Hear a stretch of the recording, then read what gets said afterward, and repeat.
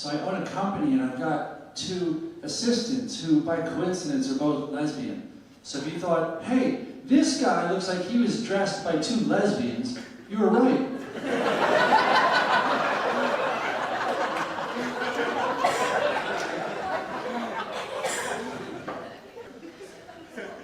So I was reading that in 600 million years, the sun is going to get hotter and it's going to boil off Earth's oceans and our atmosphere is going to escape. And if we survive that, in a billion years, the sun will hit its red giant stage and burn off our mantle, and Earth will just be a molten iron ball. I was going to take Spanish lessons in the autumn, but now, what's the point?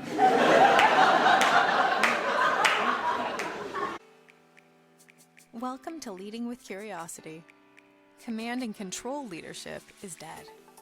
We interview leaders, entrepreneurs, and executive coaches challenging old paradigms and fostering cutting-edge leadership. Here's your host, certified executive coach, Nate Leslie.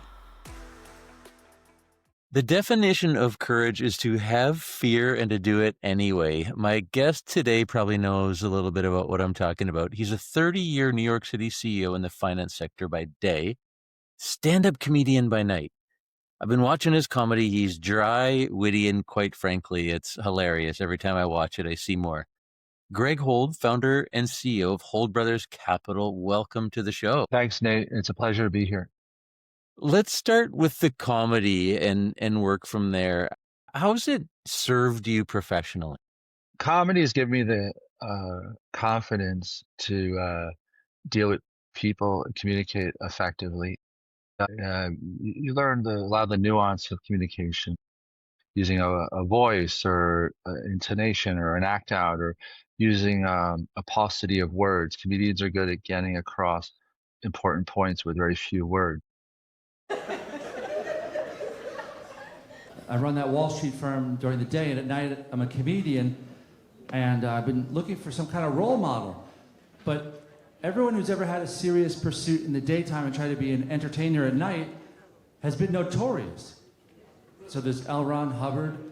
He founded Scientology in the daytime, but at night he tried to be a rock star. And then there's David Koresh of Branch Davidian in Waco, Texas. At night he would go into town and try to be a singer. And then there's that guy from The Apprentice who became president.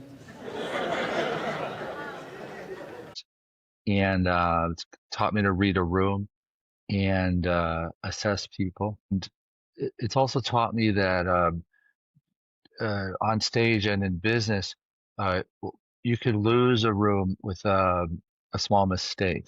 Comedy, there's a saying, you could never get back a lost audience.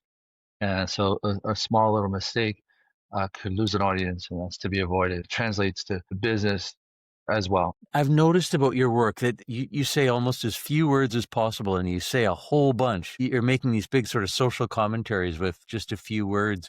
What's your process in developing your comedy? What I do is write ideas down as they pop into my head and write them in my phone, and then every few days I'll go through those notes in my phone and flesh out a joke and write it out and practice it in front of an open mic audience, which is a place comedians go to practice in front of other comedians. I'll listen to the tape of the audience reaction and use their reaction and my further analysis to edit the joke. And then I'll keep tweaking the joke and performing it again and again until it either gets better or sometimes it gets dropped. You're working weekly on your comedy, but I mean, you're also running a company with over 20 people in India and Ukraine and China. I mean, you're running this global business while managing all of this. What's important to you about having these two outlets, professional and personal? Hold Brothers has over 600 traders around the world and has a headquarters here in Manhattan. So just what's important to you about being able to make room for comedy in what could otherwise be probably an all-consuming business. Right. Comedy is it's like working a different muscle. Like if you in the gym, if the your work is an upper body workout, your normal trading business, then comedy is like the leg day or something. Or if work is like dinner, comedy is like dessert. So comedy is a reward after a hard day at work. You, I always knew I was a good writer, and it would be I always thought it would be a shame to not explore this comedy and work on it. And didn't want to wait till I was 90, so it's important, so I make room for it. It's important so you make room for it. Think back to just getting into it, that first time stepping on stage. Can you remember it? Yes, yes.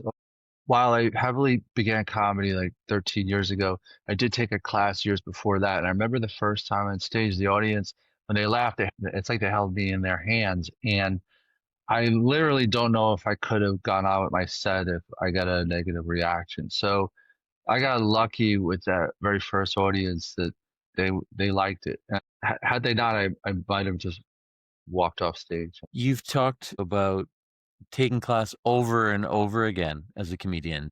In our society, if in getting flustered you say the wrong two words, your life is over. So I didn't want to experiment with comedy in front of the public and stumble around and say the wrong two words and get canceled. So I would use the classes as my audience. I just kept signing up for comedy classes over and over. You'd be shocked if I told you the number, but I must have taken about 18 classes over 2 years. Most comedians take one maybe and then move on. So it's that safe place to try. Right. Yes. Yes. And log those repetitions as well. Exactly. Yes.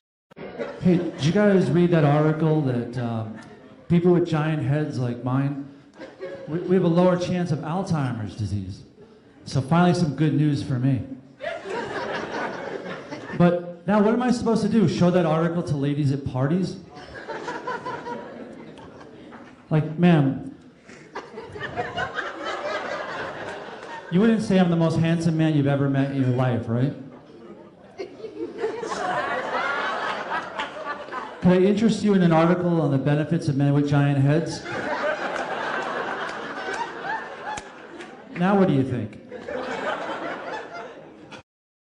Tell us about how comedy plays a role in your professional life or doesn't. So the surprising answer when it comes to comedy's role in business is that it really shouldn't have much of a role. So comedy is dangerous, and I only use it sparingly. So there's an adage in comedy that every joke has a victim. So in a professional workplace, you can't afford to make people your victims. I'll tell you a couple of quick stories. When the shoe was on the other foot, I would see a cardiologist every couple of years, and I asked him about advice on something. And he said, well, you won't have to worry about it if you make that mistake. You'll be dead. There's a little bit of joke in every joke, meaning I'm worried that he actually is cavalier and doesn't care about patients. And similarly, I was going to invest in a hedge fund a couple of decades ago, and the guy joked, we don't know where all the customers' money went. And it still haunts me, that conversation. Those guys didn't do themselves favors trying to be comedians at work. If you have a safe subject, there is a time and a place for comedy at work, but be careful. As valuable as it could be to be funny, it's even more valuable maybe to be the person with a good sense of humor. When I see someone with a sense of humor, they become more likable. I trust them more, and I feel I can read them better. That's really interesting. Separating the difference between a good sense of humor and comedy or jokes. So the joke teller is earning points by making the audience entertained and revealing himself and giving people an outlet to laugh. The audience, the people laughing, are also doing something positive, and that the room can see the reaction and read them. And someone laughs, you generally trust them more and like them more. And then a sense of humor is just maybe a bit more about maybe not taking life or yourself too seriously. But it's not I heard you say a point-based system. The joke teller is gaining points, whereas that sense of humor at work is just more of a lightness. A sense of humor, someone laughing gives a reveal into their mental processing. Imagine the opposite. Imagine someone who can't laugh. What's wrong with them? Are they always in turmoil, or are they about to break? If they can't laugh, there's something going on there. Tell us a bit more about your process of writing material. Sure. So I come up with ideas, pop into my head, and I make sure I write them down. When I have time, every few days, I sit and flesh them out and type them out, and then I'll practice them in front of an open mic audience. And I also hire and work with comedy coaches here and there who will be an audience for me. They don't write the jokes. I write my own jokes, and I'm proud of that. But they're an audience of one, and it is efficient for me rather than go to an open mic and have to be there for an hour and a half to perform for 5 minutes. And I'll write and rewrite the joke and perform it again and again. In the first cut, I don't worry about every little detail, like whether I have the exact right word choice or the right act out and the right tone. I just broadly want to see if it's funny, if the audience warms up to it, and if they do, then I perfect it. When I watch you perform, that's gone through a long iterative process, and it is very intentional what I'm seeing. Yes, exactly right. Yeah, you caught me. It's all prepared and scripted. There are comedians who operate in an unscripted fashion. They're crowd work comedians who are doing things from the top of their head generally. And I'm not generally one of them. I'm a scripted comedian. What's the correlation or not between how you approach your work? You're in a day trading environment, very detail oriented. Do you take that same research based approach to work, or is that like a different side of your brain? Yes, yes. I'm very thorough at work. I've been told that. Uh, I go deep and focus on fewer things, but do fewer things well rather than many things not as well. I'd rather get 1 A+ than 5 Bs. And I'd say there's that similarity. That's good that you caught that. You've got a team of programmers in India, for example. So any thoughts to the young entrepreneur out there listening about hiring for skills that you don't have, or hiring so that you can do fewer things really well? The most important thing you can do in business is hire well. It's extremely important. You need to be able to delegate. You need people to help you. You can't do it alone. With hiring, if you can afford the luxury of being picky and carefully choosing, you should. And a lot of people make the mistake of not interviewing long enough. My interviews might be 2 hours each, and people are surprised with the thoroughness. But you could be working with this person 20 years. You could spend almost as much time talking to them as a spouse. Like what's the rush? Why do a quick superficial interview? I could just hear you kind of speak from the heart on that. You've talked about the art of comedy too, is reading the room. What are you looking for kind of beyond the answer to the question when you're interviewing in such depth, when you're hiring? You're generally looking for authenticity. You're trying to get at what the truth is. When you interview, a good technique would be to go down a rabbit hole the interviewer couldn't have known you would go down and flesh it out and get details, not have them really be able to anticipate the next question, because then it's more likely their answers are more likely to be truthful. It's too hard for somebody to script on the fly of pretend life, pretend details. So while the answer has some importance, the authenticity and the truthfulness of the person is even more important. And that comes out. I heard you say go down that rabbit hole so you can get away from what they might have scripted from a kind of a standard question and just keep following that thread a little bit like interviewing on a podcast here. Yeah, yeah, exactly right. We talked a bit about the highs and lows of the work that you do. For the entrepreneur listening or the leader going through maybe a challenging time in their business cycle, going multiple years with losing money, but that's all right because you're in the long game and you've just spent a number of years making money.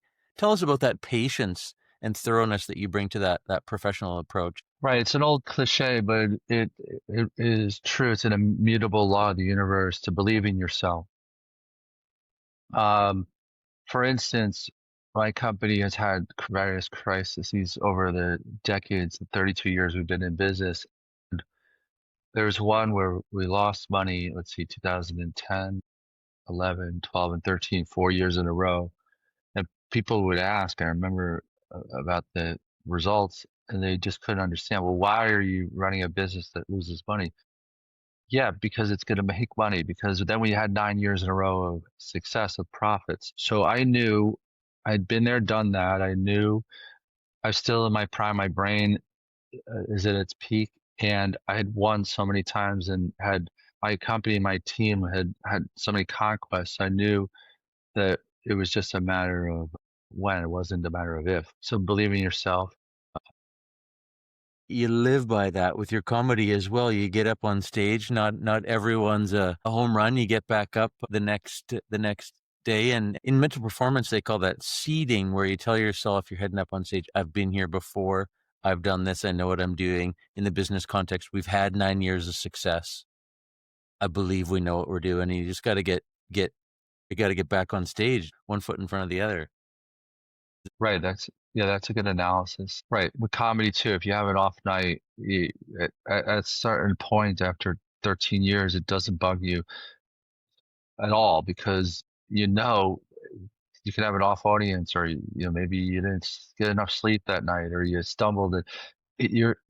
All the success you've had and all the audiences you've won over. So you just, in comedy and in business, you have confidence to get through the rough patches. Learning while you're losing. So whether it's an off night on the comedy stage or whether it's a down year in business, to get back on the stage, it's an opportunity to challenge yourself to get better and keep working hard. I think you said something like, even when we're losing, we're winning. Right. Paradox is that I've made the most money in the years I've lost money. So what does that mean? It's nonsensical. No, those years where we were losing money, I was working like an animal and trying to right the ship. Then in years where I take my foot off the gas and it looks easy and we're making good money, I'm not earning that money as much in those good times as when I struggled. So an example is Elon Musk. He used to at Tesla, when he was burning money, sleep on the factory floor and work night and day. So a lot of the wealth he's earning today is from when he was losing money back then, when he stuck it out and worked hard. When your competitors, without that mindset, maybe are stopping you. The fellow comedians you don't see anymore are dropping out and not believing in themselves when they need it the most.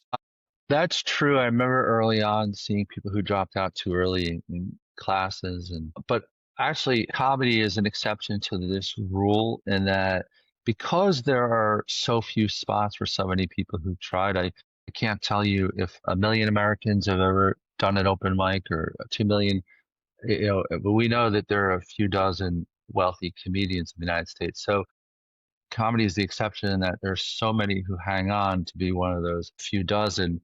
It's more so that they might hang on too long rather than have a problem quitting too early. Okay. But when it comes to entrepreneurship, there's more stages, isn't there? There's different niches. Yeah, it's definitely easier in business or in most professions. In a free market capitalist society, there's going to be a niche for you. So, um, the numbers in stand-up comedy are staggering, the percent who actually make it, but the numbers are much better, even in coveted professions. Your odds are much higher of being a great doctor or lawyer than a great comedian.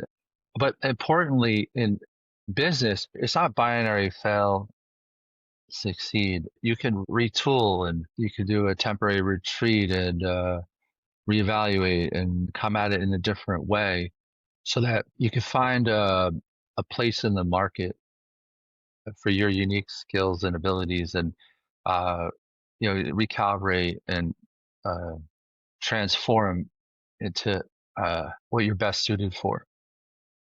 Constant evolution versus maybe stubborn thinking, hey, I have the answer that the market is asking for, come hell or high water, but rather a bit like refining your joke, constantly assessing, are we providing the value to this free market in the best way that we can, or should we tweak something to serve people in a different way?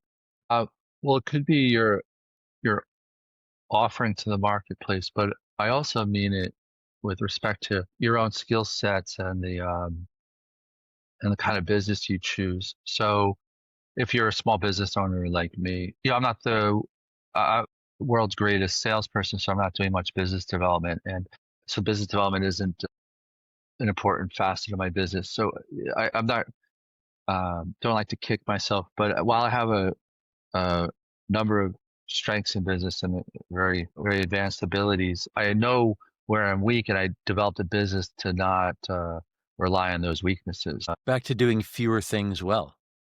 That's true. Yeah, exactly. Yeah, Yeah. right.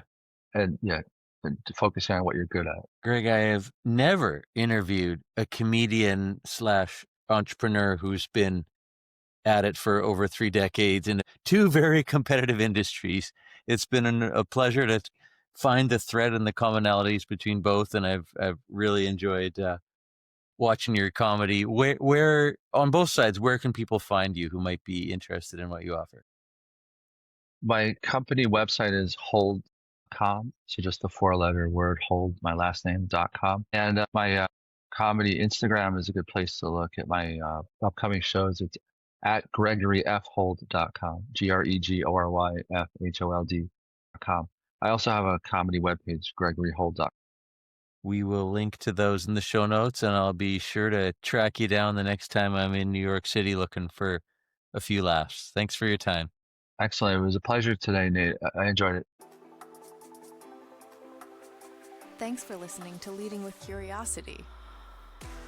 Please share, follow, and rate the show so that other leaders can make positive change in the world. Connect with Nate at nateleslie.ca. And remember, the brain behaves very differently when encouraged to think rather than told to listen.